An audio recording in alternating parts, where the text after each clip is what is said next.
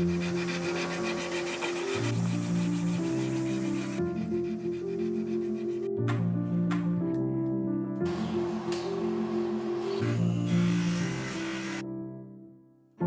Compostela sobrevive ao paso do tempo un oficio secular.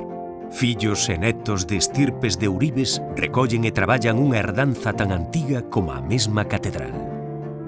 Unha arte que conta a nosa historia, gravada en prata e acibeche. A ourivaría, que en Compostela é traballada como en ningún outro lugar. Os ouribes de Compostela son tan antigos como a Compostela mesma. Xa podemos estar falando da época da Catedral de Santiago. Aquí chegou a haber, según os archivos que hai, uns 130 artesanos do azabache cos seus negocios abertos no siglo XIII, XIV. A miña familia, toda a familia Mayer, remontase xa varios séculos atrás, desde xa o avó de meu pai, Enrique Mayer Castro, facía gravados, sobre todo para a catedral. Foi meu bisabuelo, pois foi meu abuelo, pois foi meu pai, e agora son eu. Son 200 anos, polo menos, para atrás. Ao longo dos séculos, este saber foi transmitido a través dos talleres familiares e de algunhas importantes escolas de arte. A formación, pois, foi pasando de pais a fillos. No noso caso, pois somos a cuarta xeración de orfebres. Aprendín o oficio da man de meu pai. Eu aprendín da man dele, despois de outros profesionais, da man dele aprendín o tema da talla da acibeche, a gravar e unha serie de cousas, e ao lado de outros profesionais aprendín todo referente a xollería. E na escola pois, aprendía o tema do cincelado, o repuxado de metales, e eso, dibuixo, modelado e outras materias.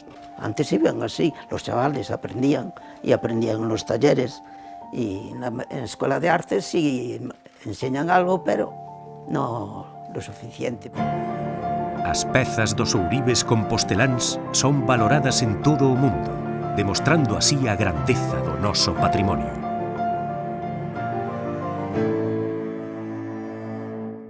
Todo o mundo hai moitas pezas feitas en Santiago. Eu fixen para toda Europa e parte do mundo, non? Eu mesmo fixen algunha cousa para Juan Pablo II, cando veu aquí, pois colaboramos, meu pai fixe un bastón, unha réplica dun bastón, como que porta o apóstolo no Pórtico da Gloria. Dentro da miña familia foi a realizada por meu tío Fernando Mayer, que fixo a capelina todo do apóstol de Santiago.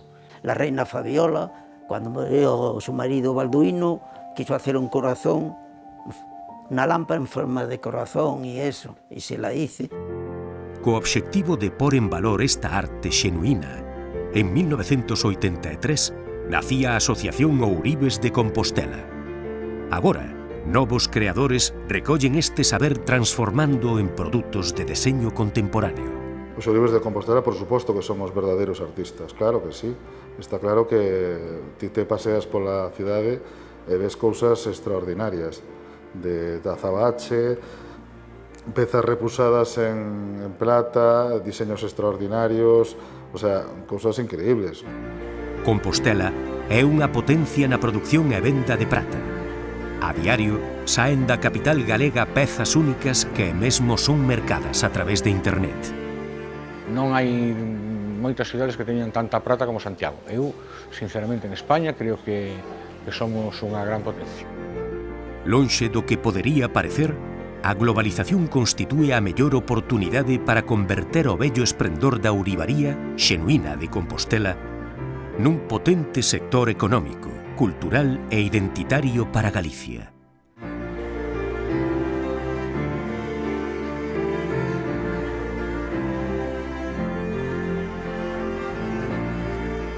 Se as administracións apoyasen decididamente este proxecto, triplicaríamos o potencial do noso gremio en 5 anos.